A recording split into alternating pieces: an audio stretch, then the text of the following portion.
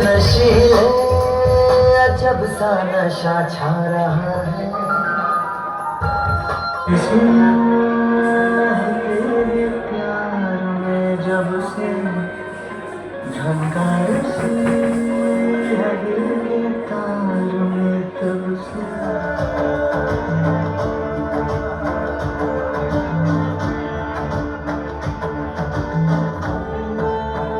নেই ও শরীর খারাপ করে, মানসিক কষ্ট হয়, দম বন্ধ হয়ে আসে, ইমোশন একেবারে ভেতর থেকে আসে।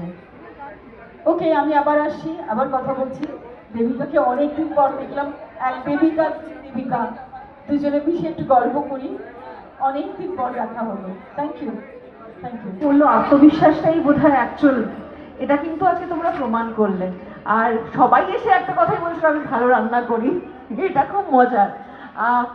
আমি খুব এনজয় করেছি। রূপর্ণাকে অসংখ্য ধন্যবাদ। ওনাকে যদিও কিছু বলতে পারিনি, পরে কথা বলছি, সরি।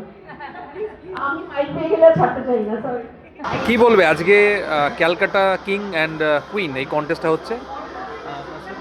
লং টাইম, অনেকদিন পর কলকাতায় মানুষজন আমাকে দেখছে ফ্যাশন ইভেন্টে। ভালো লাগছে। ক্যালকাটা কিং অ্যান্ড কুইন এই কারণে ভালো লাগছে, প্রথমত যিনি অর্গানাইজ করেছেন তিনি ফ্যাশন জগতের না হওয়া সত্ত্বেও এই ফ্যাশন জগতের এত মানুষকে নিয়ে এসেছেন যেন মনে হচ্ছে চাঁদের হাট। খুব ভালো লাগছে। হোটেল নর্থদিনে হচ্ছে, নর্থদিনকে অনেক থ্যাংক ইউ, হসপিটালিটি পার্টনার। আর বাকি রূপকর্ণাদিকে থ্যাংক ইউ। রূপকর্ণাদি একটা এত বড় দক্ষযজ্ঞ আয়োজন করেছে। অ্যাজ এ জুরি আমি এখানে আছি।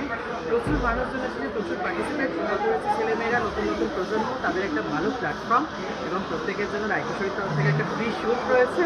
খুব খুব ভালো লাগছে এখানে আসতে পেরে। Thank you so much রূপকর্ণা।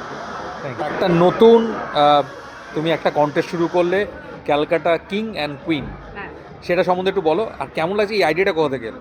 দেখো, আমার অনেকদিন ধরে ইচ্ছা ছিল, আমি কুকিং নিয়ে আমি অনেকদিন প্রোগ্রাম করছি, but out of the box একটা কিছু করার ইচ্ছে ছিল। তো হঠাৎ আমার মানে ইন্সপায়ার্ড সবাইকে দেখে, তো তারপরে আমার সাথে একজন ফুড ব্লগারের পরিচিতি হয়। উনি আমাকে রায়কিশোরীর কথা বলে। রায়কিশোরীকে আমি জাজমেন্টে হায়ার করি এবং রায় আমাকে বিভিন্ন আইডিয়া দেয় এবং সেইভাবেই এটা আমরা এক্সিকিউশন করছি। কেমন লাগছে?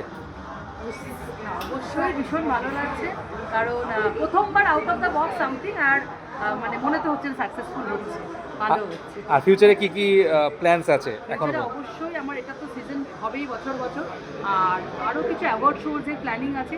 মানে কুকিং হয়তো থাকবে, কিন্তু তার সাথেও মানে আমি আরেকটু মানে আমার কোম্পানির ইভেন্ট ম্যানেজমেন্টটাকে আরেকটু স্ট্রং করে আরও শো করতে চাইছি, এটাই plan. All the best for the future. Thank you. Thank you.